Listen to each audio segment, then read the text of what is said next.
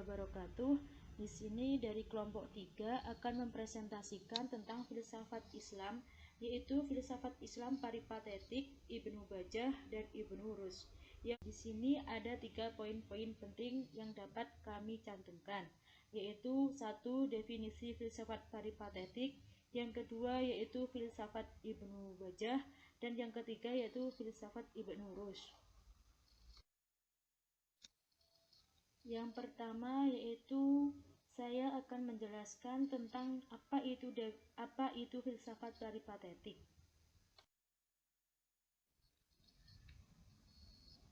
Peripatetik berasal dari bahasa Inggris yaitu peripatetic, yang berarti mengembara atau pengembaraan.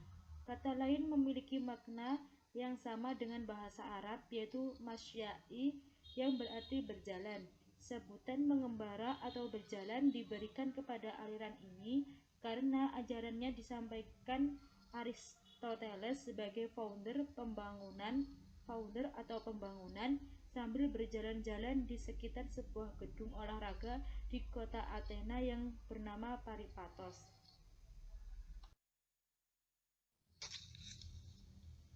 Secara ontologis, peripatetik Islam adalah merupakan sintesa ajaran-ajaran Islam dengan filsafat Aristotelianisme dan Neoplatonisme yang dilakukan oleh para filsuf Muslim, yaitu Iranshahrī, Al-Kindi, Al-Farabi, Abu Sulaiman Al-Sijistani, Ibnu Sina sebagai penyempurna, sehingga filsafat peripatetik Islam menampilkan wujud yang utuh.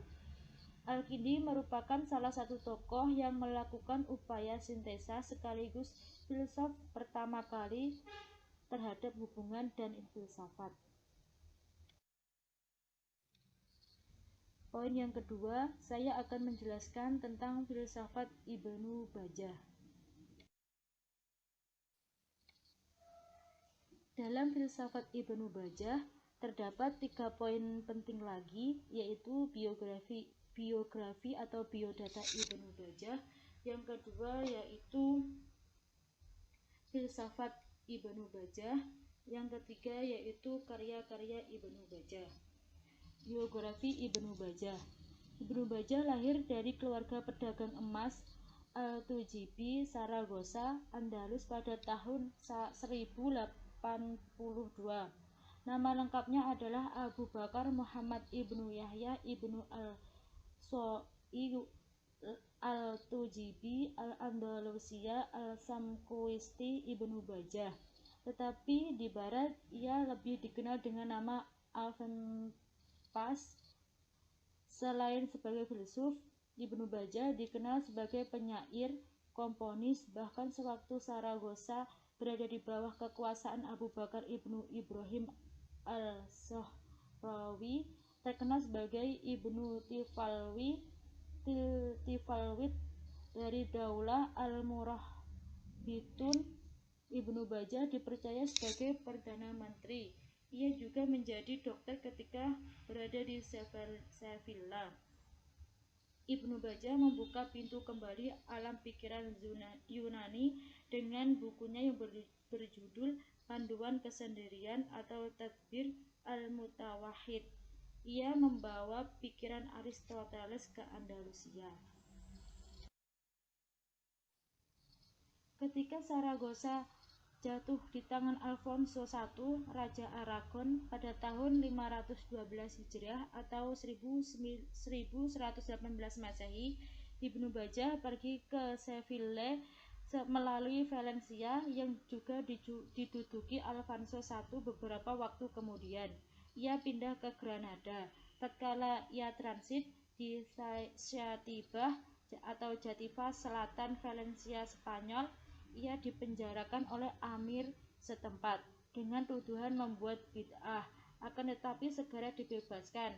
Setelah ia bebas, ia pergi ke Fez atau kini disebut dengan Maroko, memasuki istana gubernur Abu Bakar Yahya bin Yusuf bin Tashfin atau Ibnu Tashfin, dan menjadi pejabat tinggi berat kemampuan dan pengetahuannya. Dia memegang jabatan tinggi itu selama 20 tahun.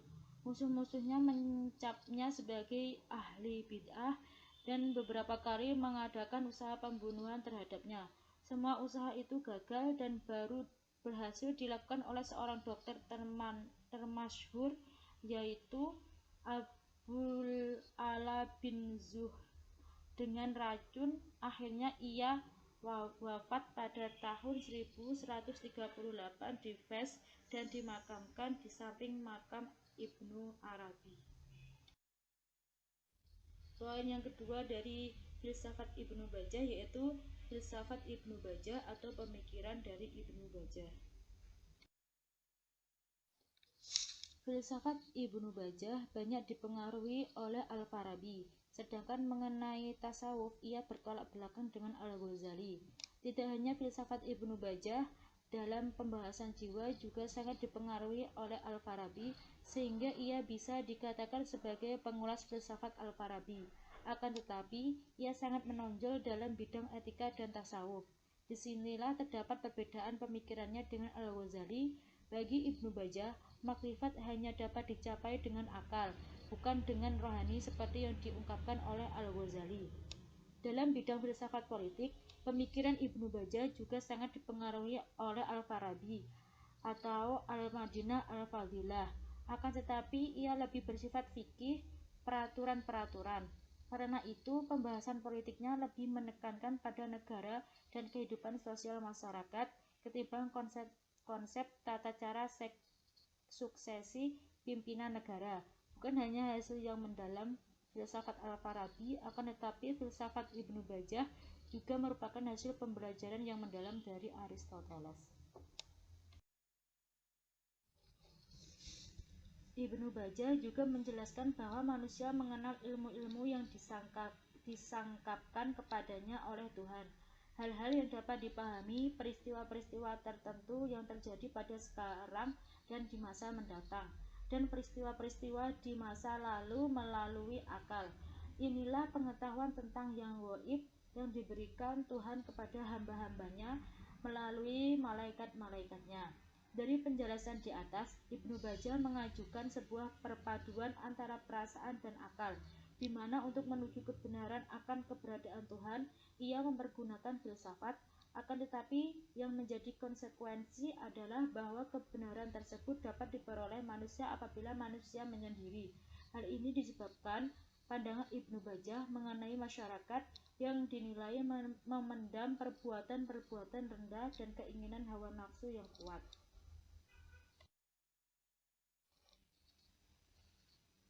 Mengenai filsafat Ibnu Bajjah, ada dua hal yang harus diperhatikan, yaitu yang pertama, filsafat Ibnu Bajjah banyak dipengaruhi oleh pemikiran-pemikiran Islam dari kawasan timur, misalnya Al-Farabi dan Ibnu Sina. Hal ini disebabkan kawasan Islam di timur lebih dahulu melakukan penelitian ilmiah dan kajian filsafat daripada kawasan Islam di barat atau Andalus. Yang kedua yaitu filsafat Ibnu Bajjah banyak ditulis dalam bentuk uraian-uraian sendiri atas karya-karya Aristoteles. Hal tersebut disebabkan karena ia sangat mengagumi filsafat Aristoteles. Berbeda dengan Al-Ghazali di dunia Islam Timur yang mengatakan bahwa ilham adalah sumber pengetahuan yang lebih tinggi dan lebih dipercaya. Maka Ibnu Bajjah mengkritik pendapat tersebut dan menetapkan bahwa sesungguhnya seseorang mampu sampai pada puncak pengetahuan dan melebur ke dalam akal aktif bila ia telah bersih dari kerendahan dan keburukan masyarakat.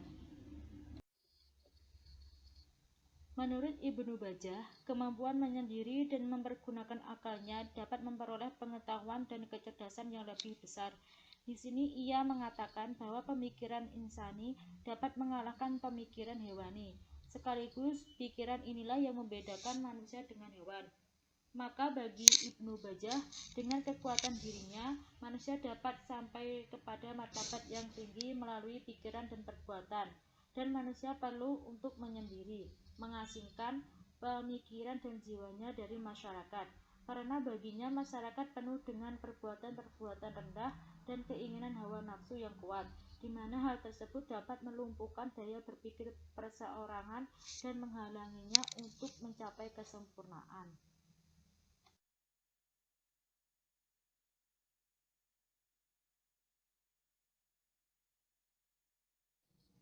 Dan poin yang terakhir dari filsafat Ibnu Bajjah yaitu karya-karyanya. Yang pertama yaitu Tardiyah, sebuah puisi yang ada di The Berlin Library. Yang kedua yaitu beberapa buku risalah dalam ilmu logika dan sampai sekarang masih tersimpan di perpustakaan Escurial Spanyol. Yang ketiga yaitu risalah tentang jiwa. Yang keempat yaitu risalah Al-Ittisal mengenai pertemuan manusia dan akal. Yang kelima yaitu risalah Al-Wada yang berisi uraian tentang penggerak pertama bagi manusia dan tujuan sebenarnya bagi wujud manusia dan alam. Yang keenam yaitu risalah Tadbir Al-Mutawahhid. Yang ketujuh yaitu beberapa ulasan terhadap buku-buku filsafat antara lain dari Aristoteles, Al-Farabi, Porphyrius. Biografi Ibnu Rus. Seorang filosof yang bernama Abdul Walid Muhammad bin Ahmad Ibnu Rus lahir di Cordova pada tahun 520 Hijriah atau 1126 Masehi. Ia berasal dari kalangan keluarga besar yang terkenal dengan keutamaan dan mempunyai kedudukan tinggi di Andalusia atau Spanyol. Ibnu Rus adalah seorang filosof Islam terbesar yang di belahan barat dunia di Eropa pada zaman pertengahan dengan sebutan Averrois. Keluarga Ibnu Rus sejak dari kakeknya tercatat sebagai tokoh ilmuwan. Kakeknya menjabat sebagai qadhi di Cordova dan meninggalkan karya-karya ilmiah yang berpengaruh di Spanyol.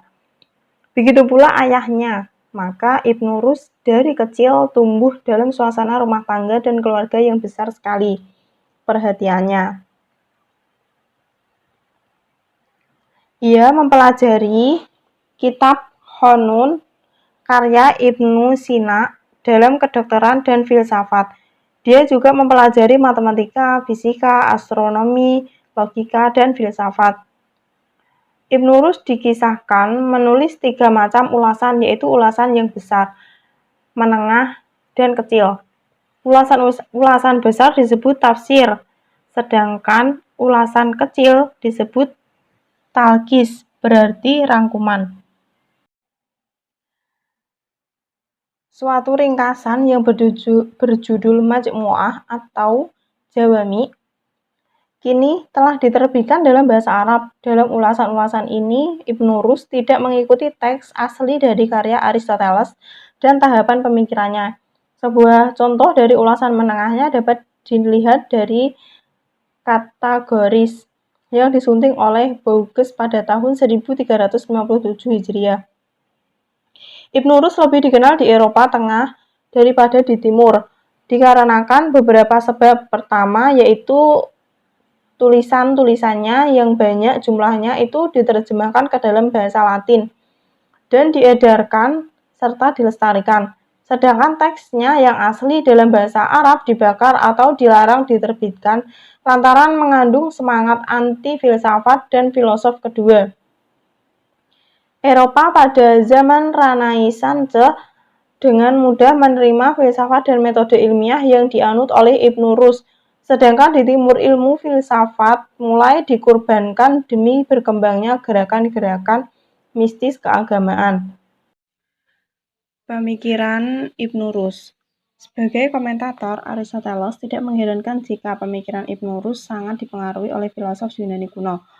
Ibnu Rus menghabiskan waktu untuk membuat syarah atau komentar atas karya-karya Aristoteles dan berusaha mengembalikan pemikiran Aristoteles dalam bentuk aslinya.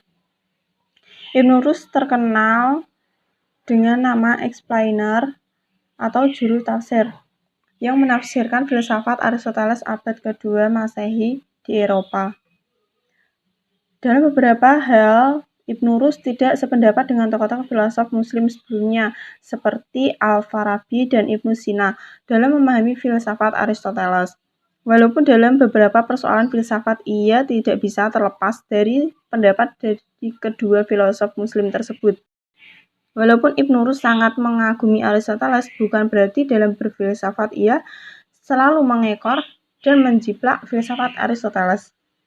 Ibnu Rus juga memiliki pandangan tersendiri dalam tema-tema filsafat yang menjadikannya sebagai filosof muslim besar dan terkenal pada masa klasik hingga sekarang. Selanjutnya adalah karya-karya Ibnu Rus. Ada 4 karya-karya beliau. Yang pertama, Tahafut at-Tahafut. Kitab ini berupaya menjabarkan dengan menyanggah butir demi butir keberatan terhadap Al-Ghazali, Imam Ghazali. Tahafut at-Tahafut lebih luas daripada Fasl, tetapi juga setia terhadap Fasl. Melalui pandangan terhadap diri Nabi yang mempunyai akal aktif untuk melihat gambaran-gambaran secara rasional. Selanjutnya, Fasl al-Maqal fi ma bain al-hikmah wa asy-syari'ah min al-ittisal. Kitab ini berisikan tentang hubungan antara filsafat dengan agama. Kemudian Al-Kasyf an Manahij al-Adillah fi Aqaid al-Millah, yang berisikan tentang kritik terhadap metode para ahli ilmu kalam dan sufi. Selanjutnya yaitu yang terakhir, Al-Bidayah al-Mujtahid wan Nihayah al-Muqtasid, yang berisikan uraian-uraian di bidang fikih. Demikian penjelasan dari kelompok kami. Kurang lebihnya mohon maaf, semoga bermanfaat. Wassalamualaikum warahmatullahi wabarakatuh.